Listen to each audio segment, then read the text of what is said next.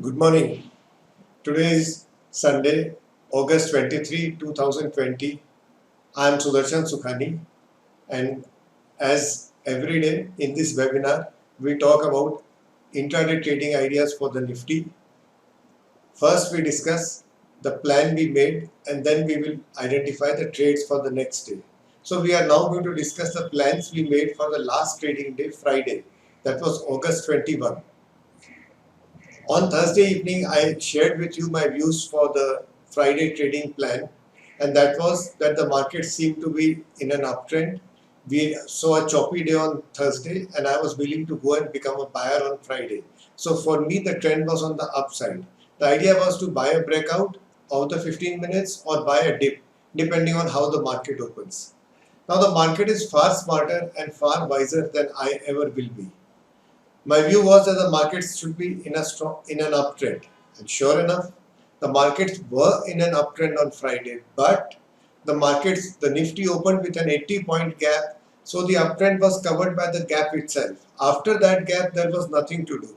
The market went choppy, sideways. It had a breakout on the upside, but the breakout was after an 80-point gap and not actually worth trading. Then I was waiting for a dip. I thought, let there be a dip and we will be a buyer on that dip. We got that dip. There is a pattern called the Wyckoff spring. Someday, hopefully, I will create a set of say videos for people who want to know more about charts and patterns in trading. So it's for them. I will try and create this, but for now, just suffice to say there is a pattern called the Wyckoff spring. The Wyckoff spring essentially creates a low, bounces back, comes down and hits that low and goes below it. But buyers come in at that point of time when they see the price hitting the low and going below it. And finally, the prices go above and close well above the lows. That's a spring. When the price bounces to the low and there are buyers who push it back. So some kind of a spring happens. So that small spring was available on the intraday chart of the Nifty on Friday. So we bought that somewhere around 11,375, but got nothing. The market went up 30-35 points, came down 35 points. So not very sure about where to exit and what to do. So we just waited and eventually we exited at break even, which really means the whole day was simply doing nothing. That's okay. I'm not worried about it.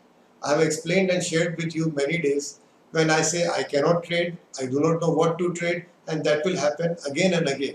I am not here to take advantage of every twist and turn in the price. I can never do it. I don't even know when the twists and turns are coming, leave alone take advantage of it. So that's not a worry for me. There are some days when we have a fair amount of confidence. Today, if the market does this, we will do this. And the market does what we think it will do, and then we follow the market. And one day in 5 days, or even one day in 10 days, is more than enough to make a profitable month. We have to trade every day because usually we do not know which day that money will come in. I cannot say today, next Friday will be that day when we will be in tune with the markets. How can I say that? And how do I know that? So we remain in the market, but we are not looking for the market to reward us every day. Whenever it rewards us, there are some days when I and the market are together. So we wait for those days. They will come when they will come. That's the background for Friday's trading, and now hopefully I'm going to share with you what we will do on Monday.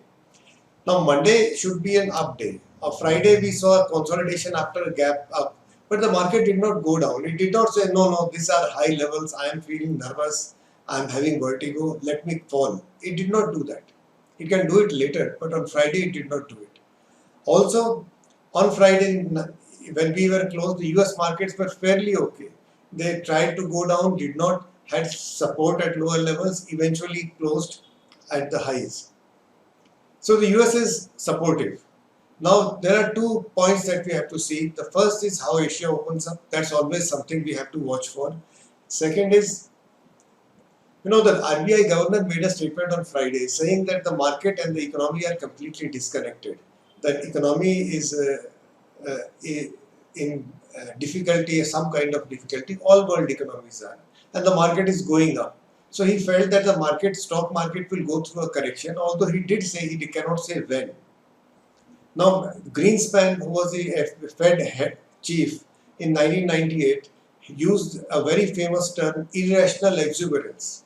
He said the markets are irrationally exuberant. There is no justification for the market to be at that level. And the Nasdaq, after his statement, went from 2,500 to 5,000 very quickly in 2 years. So that statement, the Fed, eventually he was correct. After 3 years after he made that statement, the market actually fell, but I don't know whether they were related. Now it's a question mark whether markets will listen or get worried about what Mr. Das has said. I can't say, but we are willing to be say patient and find out on Monday morning. If Monday morning opens normally, I'm a buyer on Monday. I would buy a 15-minute breakout because the markets, if they have to go up, have to break the 15-minute high. I'm not a seller. I currently above 11,375, there is nothing to sell. So I would just be patient. Either I buy or I do nothing. That's the view for Monday. As usual, we will meet again on Monday morning. I thank you all for watching my videos. Many thanks and Jai Hind.